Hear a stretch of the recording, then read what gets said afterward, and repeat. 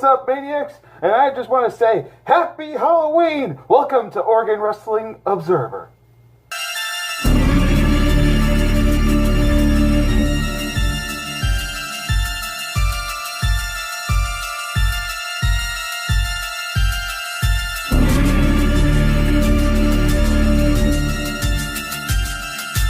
What's up, Maniacs? Once again, my name is Joshua James. Happy Halloween, you beautiful Maniacs. I hope you're having a fantastic Halloween.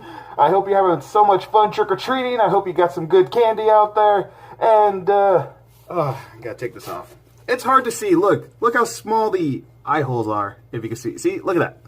That's how small the eyes are.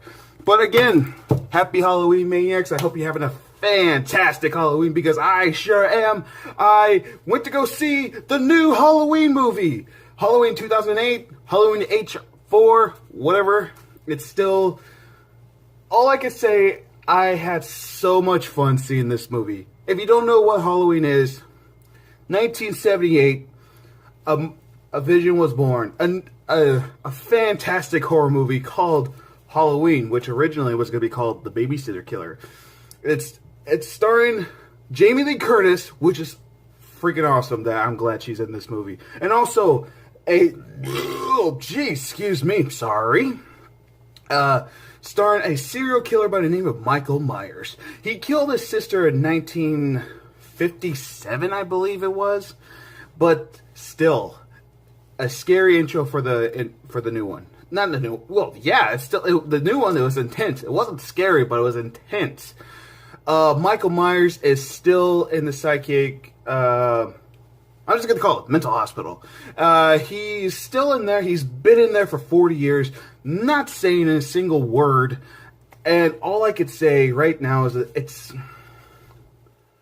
I am so happy this movie is finally out. I've been dreaming for a new Halloween movie, because originally there was supposed to be another Halloween movie called Halloween 3D. But that movie didn't get to see the light of day. And then back in 2015, there was going to be a Halloween movie called Halloween Returns. And the movie got scrapped. That movie never got to see the light of day.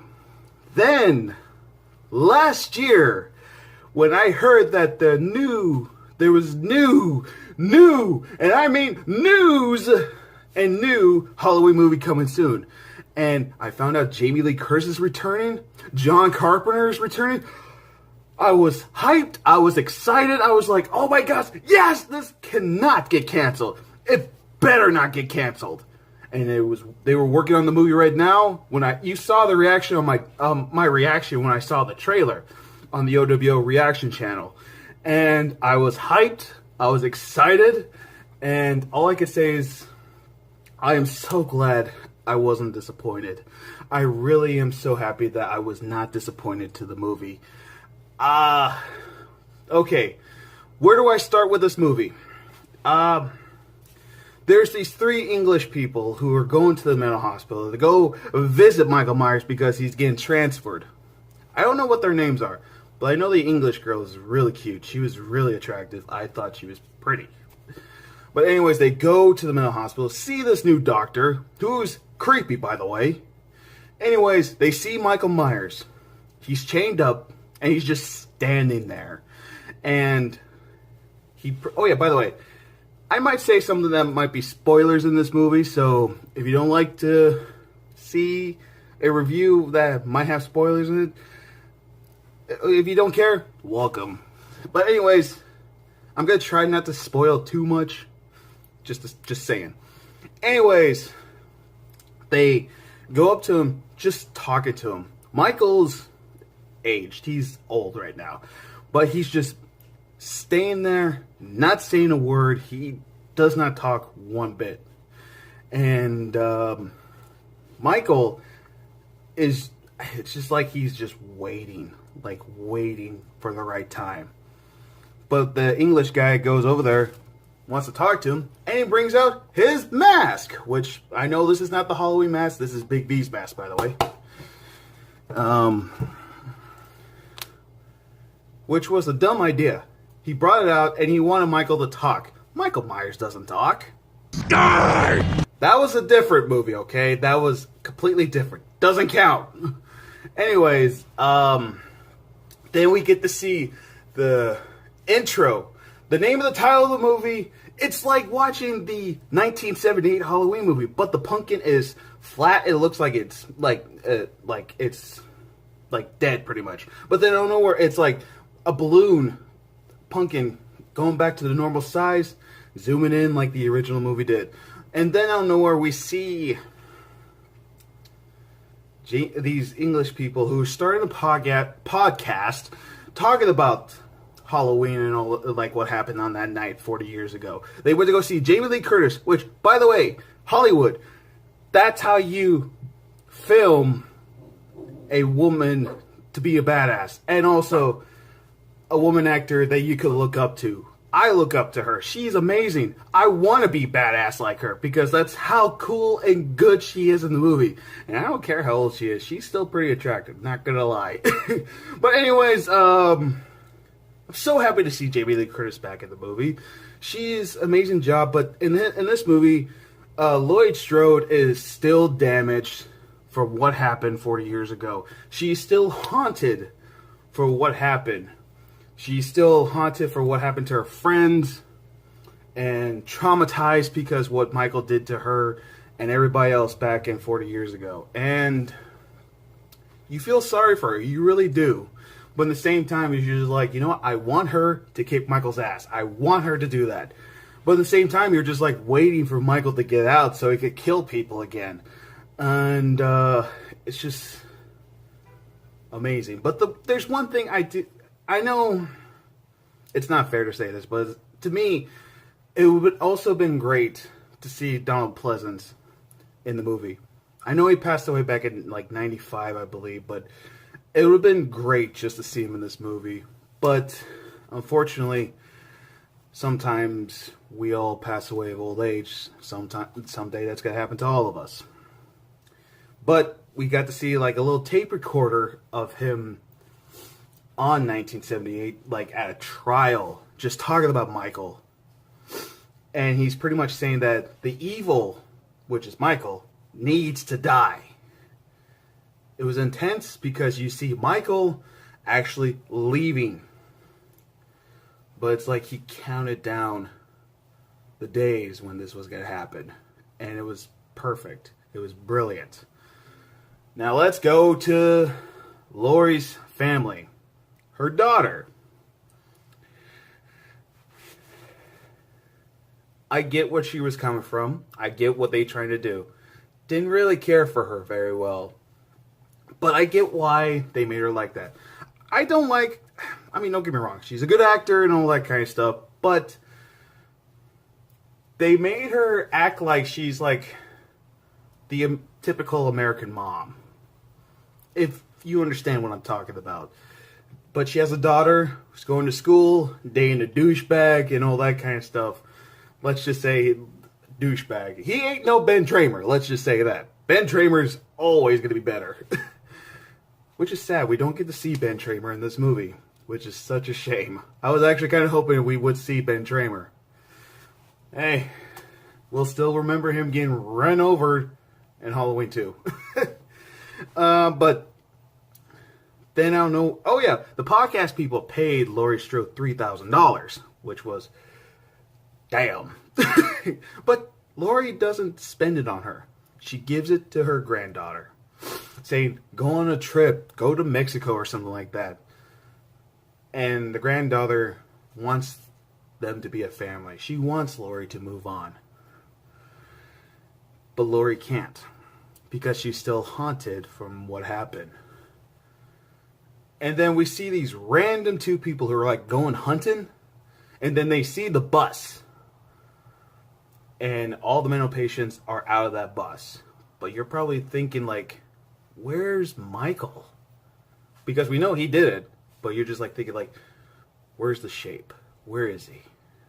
And then the little kid's dad goes out to go check if anybody's hurt. The kid calls the police. And we see Sheriff Brackett from the, I think I said his name right, from the first one, which was awesome. It was great to see him again. But also, the son's calling the police.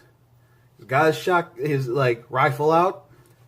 And then you see a police officer laying on the ground, bloody, badly, half dead, but also half alive, saying, "Run!" to the kid. But the kid doesn't listen because he's stupid.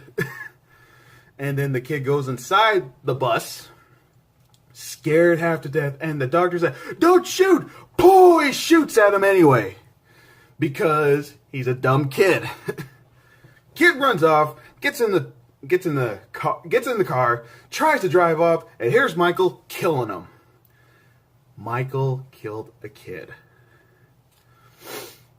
You didn't get to see what happened to the dad, but you do see what did happen to him. The dad died, of course. But then Michael finds those English podcasters. Michael gets his suit, his jumpsuit, kills the English lady, which made me sad because she was so pretty. I did not want to see her die. I didn't want the podcast people to die. I actually liked them, even though they weren't long from this world. They were going to die no matter what. But still, at the same time, I was like, I didn't want them to die. I don't know nothing about them, but at the same time, it's just like, I didn't want to see them die. Michael gets his mask, and it was like, after he kills both of them, and you see him like slowly looking at his mask, puts it on. And when you see him put it on, you're just like, yes, he's back. The shape, the boogeyman is back. And then it's on the news, and Laurie realizes Michael escaped. Laurie Strode's house is a battlefield, pretty much. She's got a basement that she set up like if this day ever does come, there's food down there, there's guns and all that kind of stuff. This woman is a straight up badass in the movie. And I love her. Not so much for the family. Well, the daughter, I didn't have a problem with. I mean, like, she's the typical teenager, but she's not stupid. There's a lot of stupid people in this movie, by the way. The daughter's dad is an idiot. The mom is smart, but also stupid in the same time. I'm going to skip. I'm not going to do a full review because, like I said, I don't want to spoil a lot. I want you guys to go see it for yourself. I'm going to skip a few things. But here's the thing. If you remember back in the traditional horror movie days, you're not supposed to smoke weed, you're not supposed to have sex, or you're not supposed to drink and all that kind of stuff. Because usually the people who are the most pure lives. But the people who do parties dies. This one, well, Michael did follow the rules back in the day like that in horror movies. This one, everybody is doomed. Michael doesn't care. He'll kill you and all that kind of stuff. For what? No reason.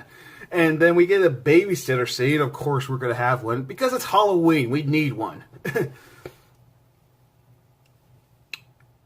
This girl who's babysitting this kid.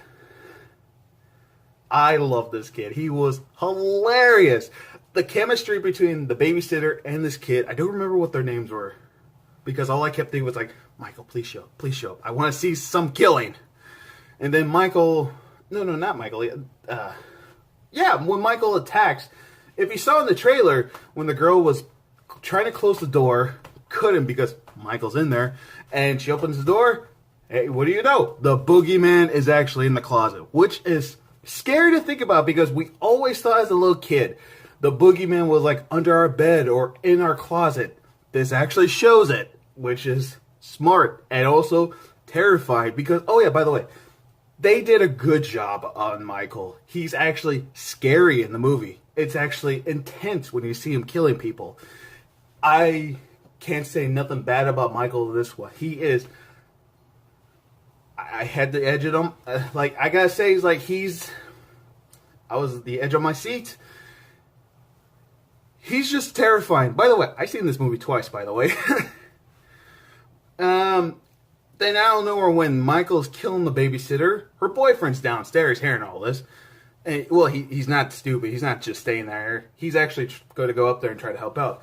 But the kid was pretty much, and quote a black nerd, Andre, by the way, go subscribe to him. The kid was pretty much seeing his babysitting getting killed.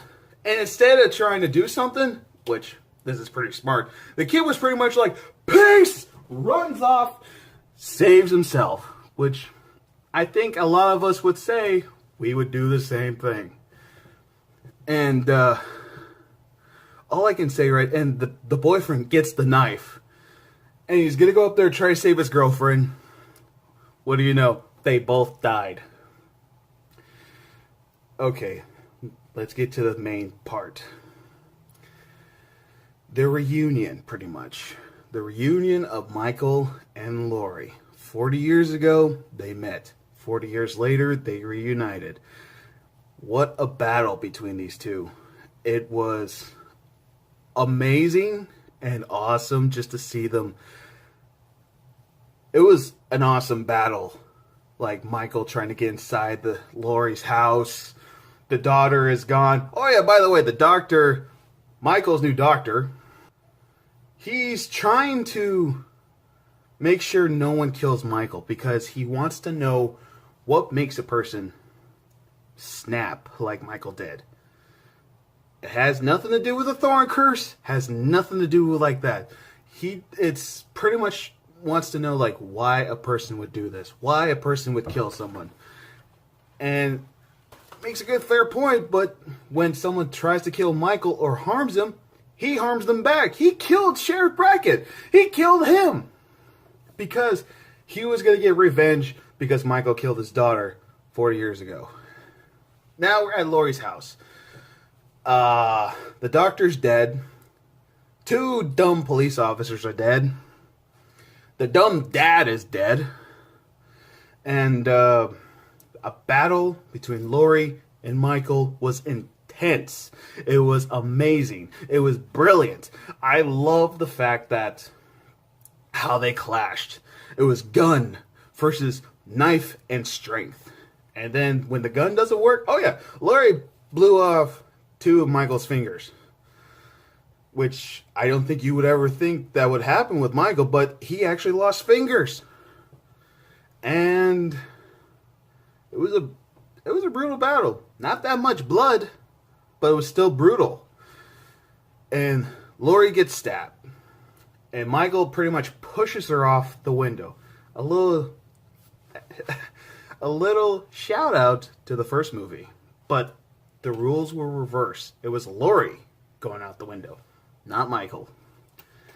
Then the daughter shows up to Laurie's house, just calling for Laurie and her mom. The mom hears her, takes her into the basement because Laurie made a basement for safety. Michael finds out about it. He breaks the kitchen counter, and Laurie's daughter's pretty much like playing possum, saying like, I can't do this, I'm sorry, Mom. Michael shows up, and she's like, gotcha. Shoots him! And Laurie just shows up in the shadows saying, Happy Halloween, Michael. Stabs him! When Laurie stabs Michael, then Michael falls into the basement. And that's where also a lot of, oh my gosh, it was intense, I gotta say. Laurie calls for her granddaughter and her daughter to come up. Michael gets up, grabs Laurie's daughter by the leg, trying to pull her back down so he could kill her for after shooting him. Then the granddaughter grabs Michael's knife, stabs him in the arm a couple of times, and they trap him down there. It was a cage. It's a basement, but there was a cage on top. They trapped Michael down there. And Laurie turns the gas on, and she gets dynamite or something like that, throws it down there, like pretty much, I think she said like, burn in hell, Michael. Michael just stands there, burning. Michael dies. And just seeing the house burn down, you see a toy house that's shaped as the Myers house, and seeing all 3 of them get out of the house, and here comes a truck, like a pickup or something like that. The granddaughter goes up there, stops them, saying they need help, while the house is still burning down, and they're in the back of the pickup, laying there, tired, wounded, hurt, but they lived. And the granddaughter has Michael's knife, It just looks at the knife. You think something's going to happen? End screen. Shows the title, the name of the movie. There's your Halloween movie. And all I could say is this movie was worth every penny. I mean, hell, I seen it twice in theaters and I still love the movie. It was amazing. It was perfect. It was brilliant. And I'm so glad I saw this. But there is one thing. There are some flaws in the movie. Like I said, I don't remember anybody else's name besides Michael and Laurie. Yeah. Those are the only two people I recognize. Oh, but there's one thing I did like about it. They did a few Easter eggs in the movie. I mean, I saw the silver shamrock masks there, which was hilarious. And, but like I said, I didn't like the Doctor. Not because he was creepy, because he was, but he just didn't... I didn't get into him. I didn't think he was that good. The douchebag boyfriend, of course we're going to need a douchebag boyfriend. I didn't like him. I thought he was an idiot. I was hoping that he would die in the movie. Of course he didn't. And the douchebag's best friend, I was sad to see him die, but he was a waste of character. But all in all, I have to say this movie was amazing. I love it. I give it 5 stars. That's my opinion, my personal opinion. I love the movie. Alright, Maniacs, I love you guys so much. I hope you guys enjoyed this review. Like I said, not a long review, but I still hope you guys enjoyed it. Don't forget to like and subscribe to Oregon Wrestling Observer. And I hope all you Maniacs have a happy Halloween. And I'm going to go trick-or-treating right now. Love you guys. Bye-bye.